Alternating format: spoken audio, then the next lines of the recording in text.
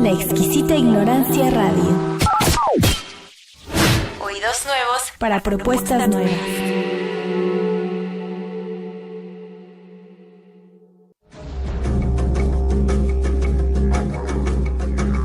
Creencias religiosas, un espacio de conversación sobre las religiones y un lugar de reflexión sobre la convivencia.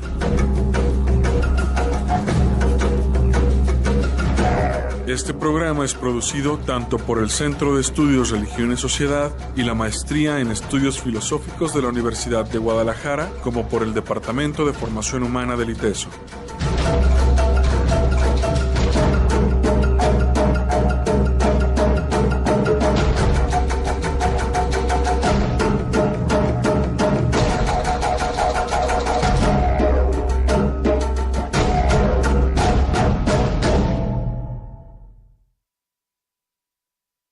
¿Qué tal, amigos? Muy buenas tardes. Estamos en La exquisita ignorancia, transmitiendo el programa Creencias Religiosas.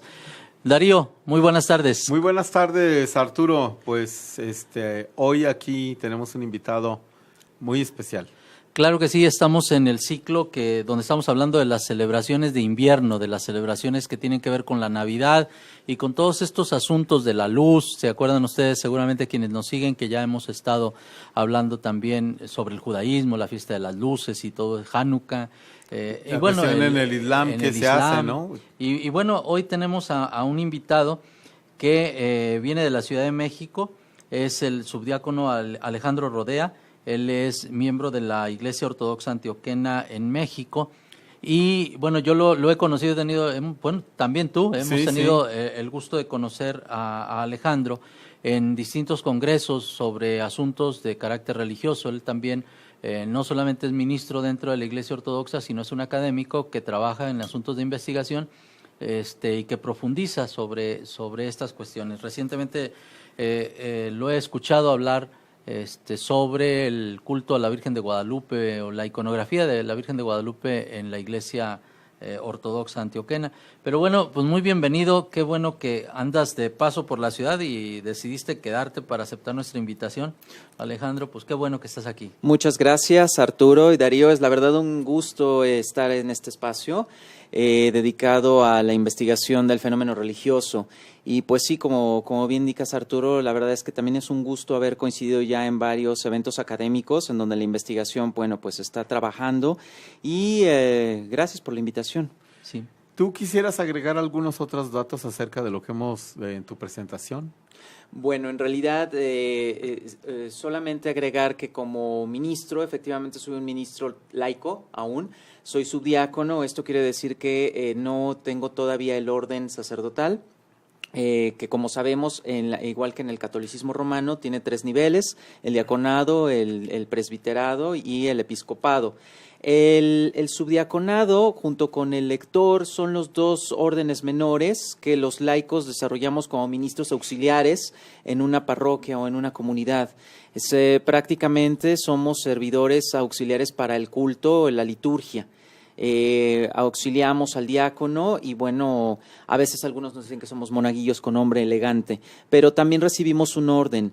Hay 2 órdenes en la tradición ortodoxa, la gerotonía y la gerotesia, que son en realidad los términos griegos propios de la liturgia bizantina, de la teología litúrgica bizantina, para denominar a este tipo de ministerio. El ministerio laico, que es el subdiaconado y el lectorado, es decir, somos ministros auxiliares, tenemos una bendición, no es una ordenación, no es una imposición de manos, como ya implicaría el diaconado, a partir del diaconado y bueno, los órdenes, los grados superiores en el sacerdocio. Y yo estudié en el contexto de la Iglesia Ortodoxa Teología en la Universidad de Balamand, en el Líbano, y la maestría la realicé en St. Vladimir Seminary, que es una academia pues de las más conocidas en el mundo occidental de la Iglesia Ortodoxa. Está en Crestwood, Nueva York. Y es pues ha sido un semillero de grandes teólogos. Realmente sí, me siento privilegiado de haber podido estudiar en el contexto de estas instituciones, porque Balamand me dio toda una formación en el contexto de la Iglesia Ortodoxa Antioquena, es decir, en el mundo árabe, donde se gesta propiamente una buena parte de la tradición cristiana o de las tradiciones cristianas, para hablar en plural, porque convivimos realmente. Uno de mis grandes privilegios fue el hecho de que conviví con cristianos orientales, no nada más ortodoxos bizantinos, que es mi denominación, sino también tuve la oportunidad en los encuentros con seminaristas de establecer un intercambio cultural y académico y espiritual, desde luego, con siriacos ortodoxos, con maronitas, con grecomelquitas, todos estos cristianos que en Occidente están, al menos en nuestro país, pues están con una visibilidad prácticamente nula. Eso por un lado. Y por otro, bueno, como indica Arturo, también me he dado la tarea de ser un investigador en el fenómeno religioso desde el mundo académico, ¿no? Utilizando los parámetros de la antropología, desde la literatura, que es mi primera carrera, desde las ciencias sociales y las humanidades, y desde luego con lo que la teología también me ha podido aportar. De esa manera estoy realizando investigación de carácter académico, principalmente, desde luego, partiendo de lo que es mi mundo, mi dominación, que es el cristianismo ortodoxo bizantino. Y bueno, de ahí pues obviamente ya me podré saltar y contribuir con otros aportes. Sí. Alejandro, ¿dónde está, en esta parte general de nuestro programa, dónde está presente la Iglesia Ortodoxa Bizantina en este país? La Iglesia, claro. La Iglesia Ortodoxa bizantina, para empezar a hacer esta diferenciación de términos, por Iglesia Ortodoxa hoy entendemos a varias familias de iglesias. La primera sería una familia de iglesia que está en vínculo y en comunión con el Patriarcado Ecuménico de Constantinopla, que es finalmente el heredero de esta tradición bizantina propiamente. En este sentido también tenemos a la iglesia del Patriarcado Antioqueno, que es al que pertenezco. Está el Patriarcado de Alejandría, el Patriarcado de Jerusalén, el Patriarcado de Moscú, el Patriarcado de Rumanía, de Bulgaria, de Serbia. Son 14 jurisdicciones vinculadas a Constantinopla. Algunas reciben el nombre de patriarcados porque son las históricas, y otras son autónomas y autocéfalas, pero ya tienen un título de arquidiócesis y se autogobiernan. Las otras iglesias que podemos denominar como ortodoxas también es una familia que en la historia de la iglesia las encontramos como las monofisitas, es decir, aquellas que se separaron de la comunión con Constantinopla después del Concilio de Calcedonia, justamente porque no estuvieron de acuerdo en la terminología teológica para definir la doble naturaleza de Cristo. Y entonces a esa familia de iglesias se les denominó monofisitas o no calcedonianas, que es hoy por hoy el término más adecuado, ecuménicamente hablando, porque monofisitas, de hecho, a esta familia de iglesias que son los etíopes, los coptos de Egipto, los armenios, los siriacos, pues tendrían ¿cómo se llama? No les gustaría mucho ser llamados monofisitas porque puede sonar despectivo. Entonces, lo más correcto hoy por hoy es llamarlos iglesias ortodoxas, no calcedonianas. Y las iglesias bizantinas que tienen presencia en México, desde luego está la jurisdicción del Patriarcado Ecuménico de Constantinopla, que es el Sacro Arzobispado Ortodoxo Griego de México. Tiene una jurisdicción sobre México, Venezuela, Centroamérica, Colombia y las islas del Mar Caribe. Paralelamente estamos nosotros, que fuimos la primera jurisdicción ortodoxa en llegar al país, que es la Arquidiócesis Ortodoxa Antioquena de México, actualmente dirigida por su eminencia, el arzobispo Ignacio Samán, que es sucesor del arzobispo Antonio Chedraui, quien fuera una figura muy conocida en el medio religioso en las décadas anteriores. Nuestra jurisdicción abarca, al igual que el Sacro Arzobispado Ortodoxo Griego de México, territorialmente las mismas áreas: México, Venezuela, Centroamérica y las islas del Mar Caribe. Desde luego, también tenemos una iglesia rusa del Patriarcado de Moscú, directamente del Patriarcado de Moscú, y tenemos a la Iglesia Ortodoxa, la Orthodox Church of America, que es una jurisdicción nacida del Patriarcado de Moscú, pero que actualmente tiene ya cierto carácter de autocefalía, y su sede está en Estados Unidos, cerca de Nueva York. Entonces también es una iglesia ortodoxa bizantina, ¿no? Somos las iglesias bizantinas. Y también hay una iglesia copta ortodoxa en Tlayacapan, en Morelos. Justamente mis investigaciones ahorita están apuntando para allá. Uh-huh. Sí. Te preguntaba esto porque de pronto uno se confunde a veces cuando uno mira desde su propio lugar, pues piensa en la Iglesia Católica Romana, pero no es fácil entender la ortodoxia, y más, como tú lo señalas, estando con algún proceso, pues a veces de invisibilización, por parte incluso hasta de nosotros los académicos. Así, entonces, pero luego también he escuchado que hay como iglesias ortodoxas que no son precisamente derivadas de estos sistemas religiosos, sino como una presencia más novedosa. No es que quiera decir que sean patito, pero Sí, entiendo, Arturo. Más reciente. Más reciente, sí. O con reinterpretación o algo así. Sí, efectivamente estas líneas, todas estas líneas caben en la descripción de estas iglesias.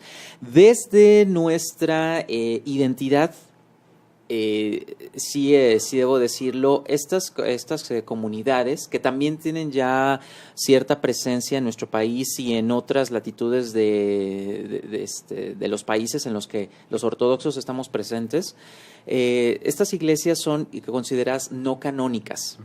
¿Qué es no canónico? Bueno, pues hay muchos criterios, es un tema largo, sobre todo más que del ámbito de la teología, pertenece al ámbito de las reglas y del derecho canónico que gobiernan a nuestras iglesias. Entonces, nosotros generalmente designamos iglesias no canónicas aquellas que no están en comunión con el Patriarcado Ecuménico de Constantinopla, que hoy por hoy sigue siendo nuestro punto de identidad y de unión. Entonces, si hay una iglesia que no esté en comunión con Constantinopla, pues es una iglesia ortodoxa bizantina no canónica. Ya he mencionado justamente cómo se consideran las iglesias ortodoxas no calcedonianas en este sentido. No son completamente canónicas, pero ellos pertenecen a una familia de iglesias diferente.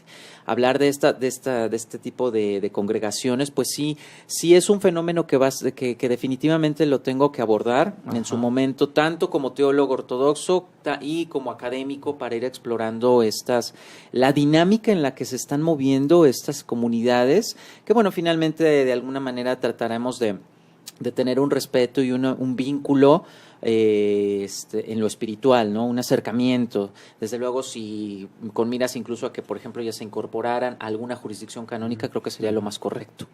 Okay. Pues ahora, en la ritualidad, para quien nos escucha, ¿cuál sería en qué coinciden o en qué se diferencian también de la romana? Con el oficiar es en idioma, en griego, o ya es en el idioma de cada país. No sé, ¿cómo sería esta cercanía con el cristianismo en general, pero cuáles serían como las divergencias? Porque hoy hablaremos de un punto que es de convergencia, que es el de la Navidad, ¿no? Claro. Bueno, esta generalmente es una de las preguntas de entrada cuando la Iglesia Ortodoxa como sistema religioso se presenta en espacios como de tipo de investigación. En el occidente y particularmente en nuestro país, el rito bizantino es muy poco conocido. Desde luego ahora con la globalización y todas las redes sociales, bueno, abre uno YouTube, abre uno Instagram y encuentra fotografías y material visual y también de audio de toda la ritualidad poco conocida en México. La característica principal es que el rito bizantino, que es el que ocupa en nuestra tradición para la celebración de la Divina Liturgia, que es el rito principal, que es como denominamos los ortodoxos la Santa Misa, la Divina Liturgia de San Juan Crisóstomo, que fue el que compone justamente la anáfora y varias partes de la himnografía que conforman el rito principal de nuestra tradición. ¿Qué es lo que hace la diferencia con el catolicismo romano? Básicamente, litúrgicamente hablando, la disposición del templo, la distribución litúrgica del mismo, tiene toda un trasfondo teológico muy elaborado. Es decir, el templo, ante todo, es un tiempo y un espacio sagrado que entronca con la eternidad. Entonces, todo en el templo, la iconografía, los cantos, todas las vestimentas sacerdotales, el incienso, tienen que ver con llevar al fiel a esta experiencia de lo eterno, de tener este vínculo con las jerarquías celestiales, que de hecho la himnografía señala en varias partes que nosotros representamos místicamente a los querubines, ¿no? Es decir, a estas jerarquías altas que están alrededor del trono de Dios. Entonces, la dinámica litúrgica sí es bastante elaborada, más compleja y tiene una riqueza sobre todo de tipo místico. Es decir, aquel fiel, aquel creyente que está en la...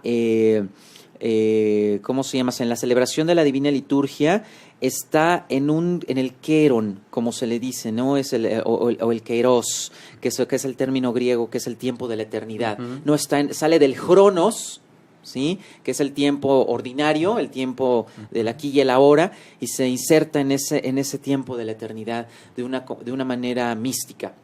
Entonces, cuando una persona entra a un templo ortodoxo, inmediatamente pues percibe toda esta dinámica de la iconografía, que además tiene sus reglas muy particulares, es decir, también una iconografía, un estilo pictórico religioso, que es de 2 dimensiones. ¿Por qué? Porque el representado está y no está. Es esa doble dimensionalidad de la pintura pretende que la persona tenga un vínculo, pero no con el objeto pictórico en sí, sino con lo que hay detrás. Entonces es toda una teología también la que dirige, unas directrices teológicas, la que dirige toda esta cuestión iconográfica. Y bueno, el canto litúrgico, el que ocupamos nosotros, es básicamente el bizantino. Varias iglesias ocupan el canto bizantino. Hay otras que, siendo bizantinas de familia, como la rusa, o la ahora ucraniana, ocupan un canto eslavo, que nació desde luego del canto bizantino, pero que evolucionó y tiene ahora su propia identidad musical y su propia identidad lingüística. Con respecto a lo que, Darío, me preguntas, la Iglesia Ortodoxa generalmente ha establecido que la celebración de los ritos sean en la lengua vernácula. Esto quiere decir que los rusos celebran en ruso, los griegos en griego, los serbios en serbio, los rumanos en rumano. Y aquí en México, bueno, originalmente nuestra comunidad es de habla árabe. Entonces, evidentemente, la comunidad sirio-libanesa, que es en la que llegó la Iglesia Ortodoxa antioquena, pues originalmente los inmigrantes de esa generación, de esas primeras generaciones, hablaban árabe. Sin embargo, hoy se sigue conservando el árabe, se sigue ocupando para algunas celebraciones, pero mínimo. En realidad, la iglesia ya en las generaciones que va, ¿no? Que ahorita estamos hablando de una cuarta, quinta, sexta generación, desde aquellos inmigrantes sirio-libaneses a finales del siglo XIX que llegaron y que trajeron la Iglesia Ortodoxa a México. Bueno, ahora el idioma que se ocupa para las celebraciones es básicamente el español. Insertamos también algunas cositas en griego, repito, en árabe, pero en realidad es nada más para que la comunidad siga sintiendo ese vínculo con sus raíces. Ahora, en realidad, por cuestiones de catequesis, de pastoral, de principios pastorales, para que todo el mundo entienda, bueno, la liturgia se hace en español. Y ha habido traductores de las diferentes jurisdicciones de los ritos, desde luego la Divina Liturgia. Tenemos, de hecho, ya una producción discográfica con buena prensa de material de canto bizantino en español. Tenemos, si no mal recuerdo, 5 producciones discográficas: la Divina Liturgia, la Paráclesis, los cantos de Pascua, la Semana Santa, que están disponibles para que aquellos que estén interesados en el fenómeno religioso o bien en tener esta espiritualidad, la riqueza del canto bizantino, porque es sumamente teológico. O sea, toda la himnografía es escuchar a los santos padres, ¿no? A la tradición de la Iglesia, en esta armoniosa melodía que es el canto bizantino. Y esto se consigue, dices, ya a esta hora, ¿en donde en la Ciudad de México o aquí también en Guadalajara se puede conseguir estas producciones? Sí, ya tenemos un catálogo, justamente nuestra arquidiócesis, bajo la dirección de su eminencia, nuestro nuevo arzobispo, que fue entronizado hace un año, Monseñor Ignacio. Estamos coordinando y estamos trabajando en un editorial Barek. Editorial Barek fue un proyecto que empezó con Monseñor Ignacio cuando él trabajaba bajo la dirección todavía de su eminencia Antonio Chedraui, y Editorial Barek hoy se está consolidando ya como una casa editorial para nuestras publicaciones. Primeramente ya tenemos desde luego todo este material, estas producciones discográficas que se hicieron en los estudios de Buena Prensa. Y también tenemos una serie de libros y de folletería que está ya disponible de lo que ya se ha publicado. Editorial Barek va a tomar justamente la distribución y está a la venta. Tenemos un catálogo, de hecho, con todo gusto se los facilitaré a la producción del programa y ustedes de manera personal para que tengan ese material. Ajá. Y lo van a poder comprar en línea. Todo lo justamente estamos trabajando para que esté disponible de esa manera. Bueno, ¿qué te parece, Darío, si vamos a un corte a escuchar una melodía de esta tradición religiosa que nos introduce justamente al tema de la Navidad? Muy bien.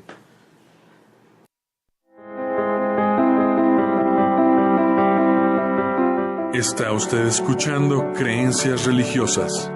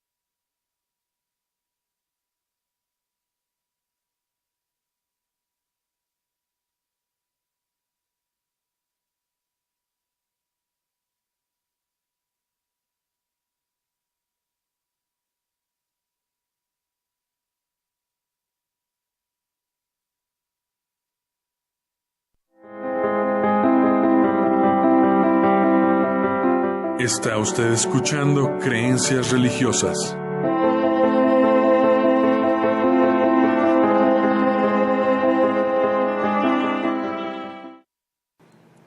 Bien, pues regresamos a este programa de Creencias Religiosas desde la exquisita ignorancia. Hoy tenemos de invitado al subdiácono Alejandro Rodea Arteaga. Él es de la Iglesia Ortodoxa Antioquía de México. Y pues el tema es el misterio de la Navidad. A ver, escuchamos esta melodía, que ya un ejemplo de lo que tú nos comentabas, cantada en español. En español, sí, exactamente. De hecho, el intérprete es su eminencia Ignacio. Este canto bizantino en español, pues en realidad ha sido toda una titánica labor la que su eminencia realizó durante varios años. Traducir la himnografía ortodoxa, ya fuera del griego o del árabe, y desde luego adaptarla a las frases, a la fraseología, a la morfología, a la sintaxis del español, con la notación bizantina. Hoy en nuestra jurisdicción, nuestras partituras, por ejemplo el coro, tiene su partitura en canto bizantino, es decir, notación bizantina, y en español. Entonces realmente ha sido la loable labor de su eminencia durante varios años, que bueno, se fraguó justamente en estas producciones. Lo que escuchamos es un himno, escogí justamente para traerla aquí al programa y compartirlo con ustedes. La himnografía de la Natividad, es decir, traje el tropario de la prenavidad, es decir, el himno principal de la temporada prenavideña, las catabasías, que son himnos que se cantan en una parte de los maitines antes de la Divina Liturgia o de la misa de Navidad.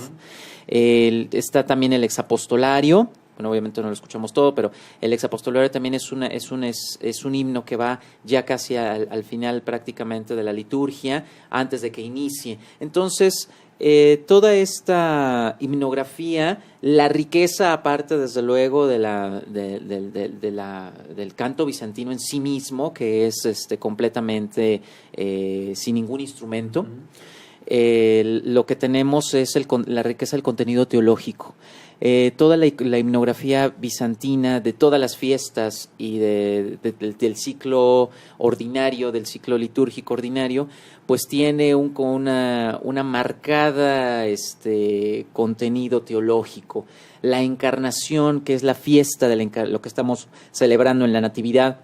La Iglesia Ortodoxa, de hecho, le llama a la fiesta de la Natividad el nacimiento en la carne de nuestro Señor Dios y Salvador Jesucristo, lo que marca justamente este énfasis en que Dios se ha hecho hombre a través de la encarnación y la plasticidad, incluso si se me permite, de la himnografía, en la que desde luego se describe en las frases de los himnos los relatos evangélicos, ¿no? Los reyes magos que llegan los reyes que llegan del oriente, la estrella. Hoy la Virgen viene a dar a luz inefablemente al sempiterno verbo, dice uno del condaquio de la prenavidad, es decir, lo que se viene cantando a 40 días antes de que llegue la fiesta de Navidad. Hay muchos elementos que, bueno, ya ustedes me dirán exactamente por dónde quieren abordar. Por ejemplo, si el elemento litúrgico o el elemento de la tradición o exactamente hacia dónde podríamos. Bueno, tú ya lo estás ahí marcando. Me llama la atención que 40 días antes ya se comienza esta celebración. ¿Por qué 40? ¿Por qué 40 días antes de...? Y si es el mismo día que estamos pensando Navidad...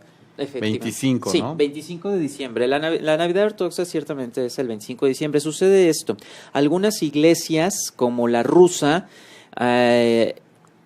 celebran, su calendario litúrgico sigue siendo el calendario juliano, no el gregoriano. Esto quiere decir que, aunque ellos en nuestro calendario, es decir, la iglesia rusa el próximo 6-7 de enero van a celebrar la Navidad, pero no es que ellos la celebren el 6-7 de enero, sino que el 25 de diciembre el calendario juliano cae en el 6 de enero, ¿no? Entonces es por eso que algunas iglesias ortodoxas, algunas jurisdicciones siguen esta cuestión, esta regla. En realidad es tan simple como esto. Uno llega a Rusia, está el 6 de enero corriendo en calendario gregoriano occidental, pero entra a una iglesia y es como si el tiempo estuviera en 25 de diciembre. Eso es lo que pasa. Entonces, eso es de entrada.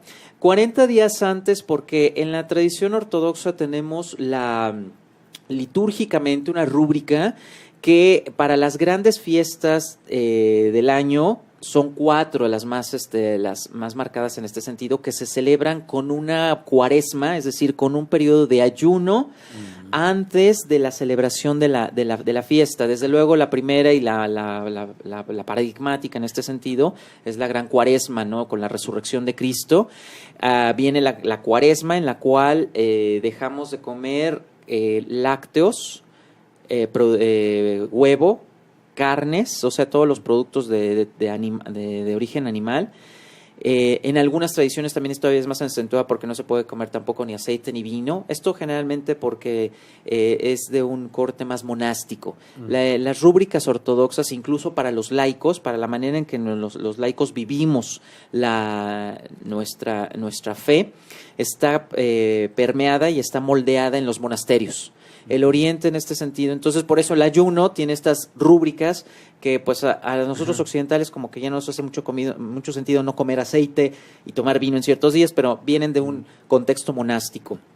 Entonces, se celebran esta cuaresma obviamente en la temporada de prepascual y antes de en Semana Santa.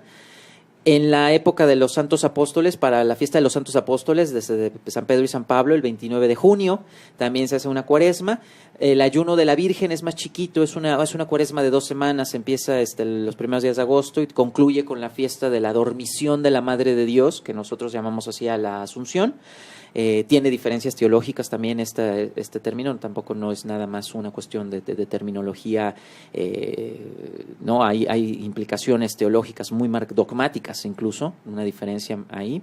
¿En qué fecha sería más o menos? 15 de agosto. 15 de agosto. Es el 15 de agosto la fiesta de la dormición, también tenemos entonces una vigilia y desde luego la Navidad.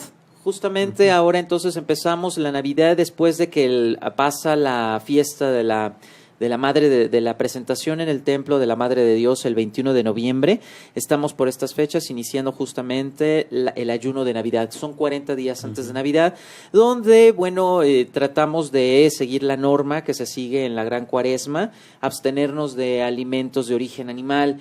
Esto, desde luego, es con el fin de ir concentrando los sentidos. Sabemos que el ayuno, en varias tradiciones religiosas, pues es una metodología justamente para que el cuerpo se vaya acondicionando. Es un ejercicio fisiológico, corporal, que acompañado desde luego con las dinámicas espirituales, pues nos pone en otro estado de conciencia, ¿no? Vamos justamente preparándonos a entrar en una dimensión espiritual, acentuando además desde nuestra corporalidad, de nuestra corporeidad. Entonces es ahí a donde el ejercicio del ayuno para nosotros los ortodoxos siempre ha sido como muy importante en estas fechas para vivir con intensidad la festividad. Ahora, comentas que son lácteos, con cuestiones de animal. ¿Qué sí se permite comer? Que básicamente vegetales, pastas, pues ahora realmente tenemos una gran diversidad de alimenticia, ¿no? Para ir tenemos leche de soya, por ejemplo. Desde luego los ancianos, la tercera edad, o las personas que estén bajo algún tratamiento médico, los niños desde luego están exentos de esta rúbrica. Y en realidad no es que se nos obligue, es una recomendación, es lo que la tradición de nuestra iglesia marca para decir, viene esta fecha en la cual nos estamos sintonizando con la idea de que el Hijo de Dios es carne como nosotros y que entró en nuestra historia, en nuestro tiempo y en nuestro espacio. Entonces, para que nuestro cuerpo, nuestros sentidos se vayan liberando de ese sopor, de ese adormecimiento, que además en estas fechas es justamente lo opuesto, ¿no? En el occidente estamos acostumbrados justamente a las cenas de fin de año, los encuentros, los brindis, donde justamente lo que abunda son alimentos pesados. Entonces, esa manera de celebrar justamente la iglesia ortodoxa en las tierras occidentales, en los países occidentales, se ha presentado como una, espérate, no te adormezcas, esto no es el objetivo es este. Entonces, guárdate, controla tu vientre, dale el alimento necesario, pero mantente con ese estado de vigilia, de atención espiritual. La vigilia es uno de los grandes temas en la tradición ortodoxa, ¿no? Despierta, porque aquí viene el novio de tu alma, ahora viene como niño, ya vendrá la fiesta en la que venga como tu Señor, ¿no? Resucitado, glorioso. Ahora viene como niño, entonces atento y prepárate. Entonces, para eso el ayuno va por ahí. Sí. Esta mañana que yo escuchaba los cantos que nos enviaste, escuchaba justamente el que acabamos de sintonizar y me llamaba la atención la explicitación de la relación, te decía en el corte, de la Navidad con la Pascua. Esto me parece que en ocasiones se ha invisibilizado en Occidente. No es que no esté presente litúrgicamente o teológicamente, pero pues a través de la manera como nos acercamos, a través de villancicos, a través de incluso del comercio, de los alimentos, pues ha habido como una especie de suavización de la Navidad. Cuando titulábamos este programa El Misterio de la Navidad, lo que queríamos era conversar un poco cómo está conceptualizada la Navidad en la Iglesia Ortodoxa, qué características tiene, por qué de pronto se le asocia a la cuestión del madero, a la cuestión de la Pascua. Es como un telón de fondo, a mí me parece, incluso en la iconografía que alcanzaba a observar. No sé si quieras abundar un poco en este asunto. Pues sí, Arturo, claro, la verdad es que agradezco mucho esta pregunta porque prácticamente resuelve toda la dinámica litúrgica y teológica de la celebración de la Natividad en la tradición de la Iglesia Ortodoxa. Vamos a mencionar, por ejemplo, que litúrgicamente un detalle, así para ir empezando de menos a más, es, por ejemplo, que los sacerdotes ocupan el rojo para las celebraciones dominicales y para la fiesta misma. El color litúrgico que se ocupa es el rojo en las vestimentas, en los ornamentos sacerdotales. ¿Por qué? Porque el rojo es el color de la sangre. Entonces eso enfatiza de que Dios está haciendo sangre, ¿no? Está haciendo consanguíneo con nosotros. Algunas iglesias ocupan el morado, esto a semejanza de del Adviento, como se celebra en las iglesias occidentales. Entonces también es común que en algunas iglesias ortodoxas en Occidente, en Estados Unidos, incluso aquí mismo en México, también los sacerdotes ocupan el morado. Pero el más correcto en este sentido sería el rojo. En la iconografía, justamente, la himnografía, por ejemplo, que ahorita pusimos, el madero, toda esta temática, la cueva, el pesebre, en realidad lo que están haciendo, según la teología de los padres, y que está reflejada en la iconografía, está vinculada completamente con el misterio de la pasión y de la resurrección. Es decir, la cueva en la iconografía, en el icono de la natividad que vemos, el modelo, vemos siempre a Cristo en una cueva, en la tierra, en las entrañas de la tierra, y dentro el pesebre asemeja justamente a ese lugar donde reposa el cuerpo, donde va a reposar el cuerpo de un Cristo ya crucificado y muerto. Está amortajado incluso el niño también, y justamente hay una correspondencia. De hecho, se podrían hacer un estudio iconográfico de correspondencias, porque justamente el sepulcro es la cueva de Belén, es la prefiguración del sepulcro. Cristo viene a asumir la muerte y a derrotar a la muerte en su propio territorio, que es justamente, y tiene que ser además las entrañas de la tierra. Entonces la iconografía acentúa esa parte. Y desde luego el amortajamiento del niño pues es una prefiguración directa del amortajamiento del cuerpo de Cristo, ¿no? Que es otro de los grandes temas en la tradición oriental, tanto en lo litúrgico como en lo pictórico. Y bueno, María, justamente la Virgen María, la Theotokos, ahí al lado del niño, tiene también una dinámica muy importante, bueno, finalmente, porque es el fiat, el de sí, aquí estoy, y es mi humanidad la que está dando entrada a la divinidad en la tierra, en nuestro tiempo. Incluso recostada en la iconografía. En algunos iconos, cierto, fíjate que sí, en algunas iconografías está María recostada y meditando. Sí. Además, la mirada serena de la Virgen es una invitación yo contemplo, no entiendo, porque no entiendo el misterio, solo me limito a vivirlo y a ser testigo, que es nada más ni nada menos que toda la línea de la teología sobre la Virgen María en la tradición oriental, ¿no? Y desde luego aparece también por ahí San José, que se le representa generalmente como un hombre anciano.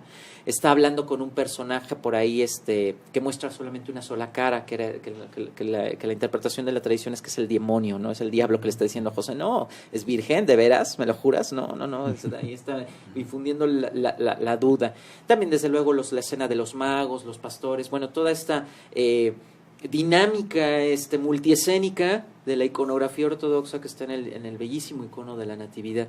Y ya justamente para el aspecto teológico, bueno, la himnografía, insisto, es absoluta y completamente de tipo catequética, ¿no? A diferencia, por ejemplo, de los cantos de la música de Navidad, entre la cual están los villancicos, que son ¿cómo se llama? Festivos, y donde justamente, como tú dices, Arturo, ha venido un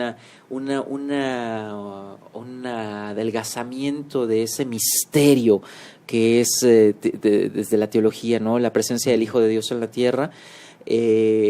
Bueno, o sea, ahora no es desde ninguna manera por criticar la tradición occidental, que es muy bella, ¿no? Es muy bella, está desde lo litúrgico, desde lo elaborado explícitamente para la liturgia, hasta lo más tradicional. Pero sí, a diferencia de estas composiciones, la himnografía ortodoxa es muy litúrgica, muy teológica. Es como estar escuchando las elaboraciones dogmáticas, pero puestas de una manera que el fiel le entienda y tenga acceso al misterio. Ahora, esta Navidad, ya que nos estás hablando de toda la cuestión litúrgica, este periodo de los 40 días, esta cuarentena, y el día de Navidad, se oficia la liturgia. ¿En qué momento del día es? ¿Es en la tarde, en la mañana, en la noche? ¿En qué momento es eso? Y la otra pregunta sería, esta es la cuestión litúrgica. Quien pertenece a esta comunidad, a esta iglesia ortodoxa, ¿qué otras prácticas tiene?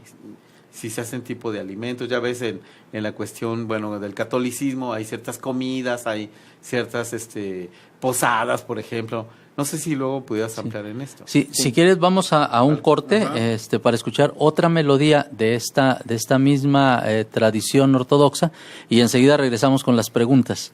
Está ya en cabina Jonás. Bueno, pues él va a poner ahora la melodía y luego ya comentaremos cuál es esta, ¿no?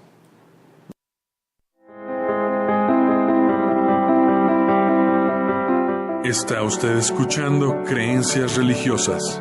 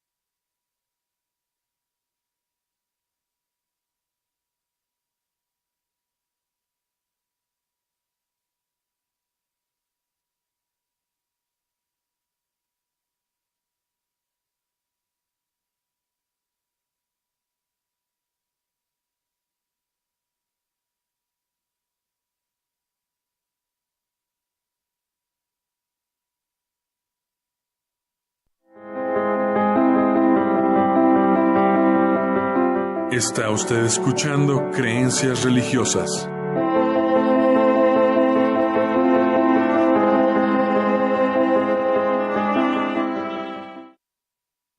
Bueno, aquí regresamos al programa de Creencias Religiosas con el subdiácono Alejandro Rodea Arteaga. Esta melodía en árabe. En árabe.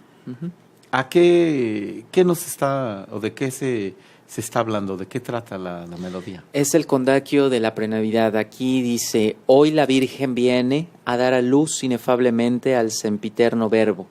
Gózate, oh universo, al escucharlo, al nuevo niño, al eterno Dios. ¿no? Entonces, bueno, ahora lo acoté, ahorita el himno, pero justamente nos está diciendo que debemos prepararnos a la presencia del Hijo de Dios en la tierra, ¿no? Y pone todos los elementos bíblicos. La himnografía ortodoxa es sumamente bíblica, es decir, todo lo que se dice en los diferentes himnos están completamente fundamentados en los pasajes de la Sagrada Escritura. Esa es, de hecho, otra manera de decirlo, que la himnografía ortodoxa es llevar justamente la Sagrada Escritura a todo este paráfrasis musicalizada. Y bueno, te había hecho una pregunta antes del corte, si este día ya del 25 hay una liturgia y en qué momento del día sería, cómo participa la comunidad, y a lo largo de esta 40 días y el mismo de la Navidad, ¿qué otras prácticas tiene la comunidad ortodoxa? Claro. Mira, Darío, lo que está señalando, por ejemplo, varía en las diferentes comunidades y jurisdicciones ortodoxas en el mundo. La manera en la que aquí celebramos la Navidad en la Iglesia Ortodoxa Antioquena de México es el 25 de diciembre, se celebra la Divina Liturgia en la mañana, como si fuera una liturgia dominical. De hecho, la tradición ortodoxa marca que haya liturgia, que la Divina Liturgia se celebre en la mañana, ¿no? Porque la Divina Liturgia como centro, como culto central de nuestra fe, es la resurrección de Cristo, y Cristo resucita en la madrugada. Algunas jurisdicciones ortodoxas están celebrando liturgias vespertinas, pero eso es más bien de tipo pastoral, es un permiso, una concesión que las diferentes jurisdicciones están haciendo, sobre todo por el contacto con las tradiciones occidentales, que por ejemplo la Iglesia Latina o la Iglesia Anglicana o otras denominaciones, iglesias cristianas, celebran sus cultos, sus Eucaristías en la tarde o en la noche, ¿no? Entonces, la Iglesia Ortodoxa Antioquena de nuestro país ha tomado, pues sí, también esa cuestión. Ahora bien, también se puede celebrar, lo más correcto también es celebrar la liturgia en vísperas. ¿Qué quiere decir esto? Si yo voy a celebrar, por ejemplo, en este caso que viene el onomástico de Su Eminencia Ignacio, que va a ser este jueves, la Divina Liturgia va a ser celebrada mañana, miércoles, como si ya fuera la liturgia del jueves. Entonces, aunque se celebra de manera vespertina, en realidad se está celebrando la liturgia del día jueves, y toda la himnografía corresponde a la de liturgia del jueves. De hecho, se celebran maitines, es decir, el oficio litúrgico que va precediendo a la Divina Liturgia en la mañana. Si tuviésemos tiempo, pues podríamos celebrar vísperas también, se celebran vísperas, maitines y liturgia, y todo se celebra el día anterior a la fiesta. Esta también es otra manera entonces de celebrar la fiesta, y algunas iglesias en Occidente celebran la Navidad así. De hecho, por ejemplo, en Estados Unidos, ellos no tienen liturgia de Navidad en la mañana.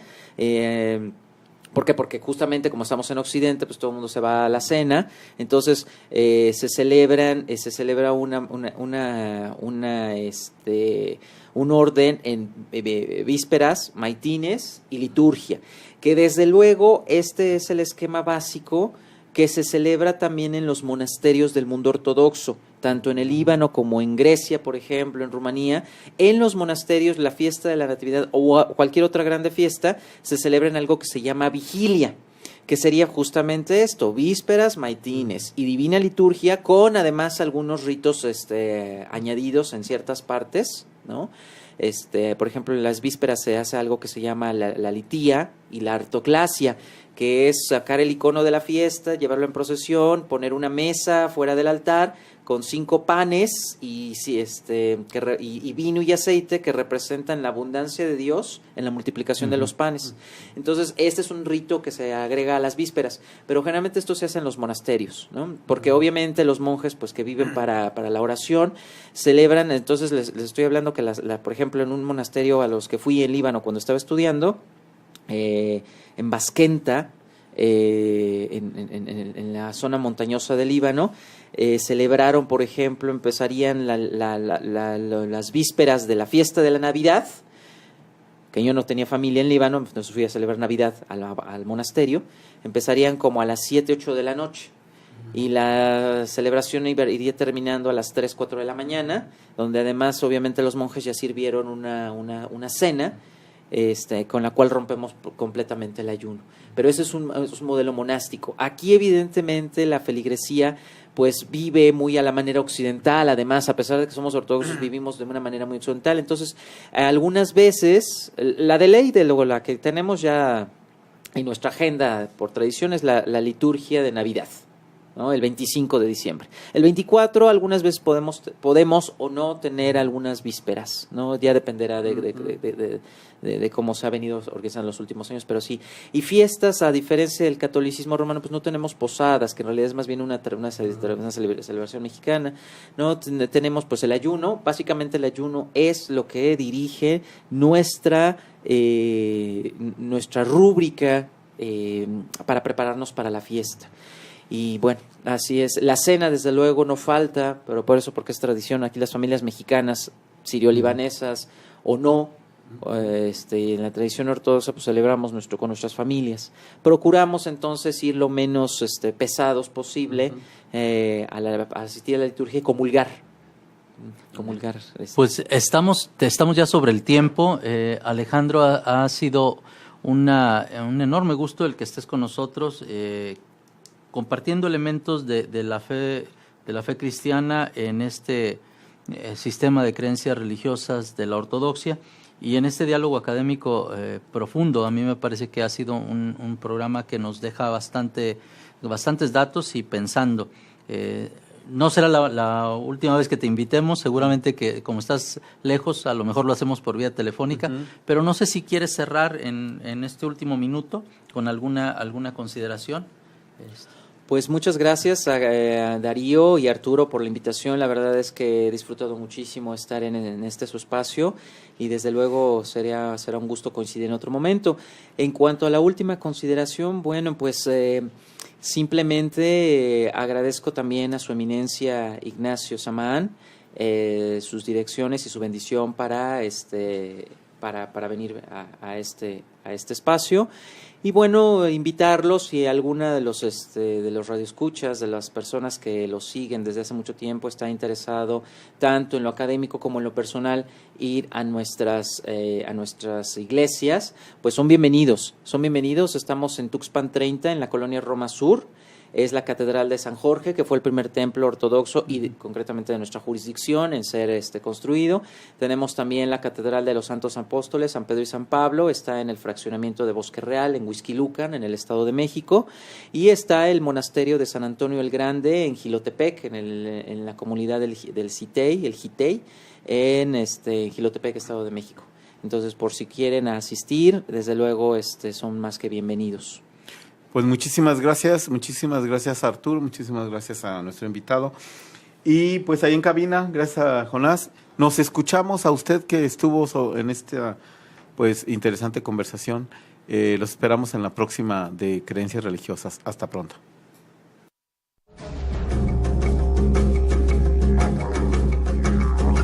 Creencias Religiosas concluye por hoy. Este programa es producido tanto por el Centro de Estudios Religión y Sociedad y la Maestría en Estudios Filosóficos de la Universidad de Guadalajara, como por el Departamento de Formación Humana del ITESO. Les esperamos el próximo miércoles a partir de las 7 de la noche por laexquisitaignorancia.com.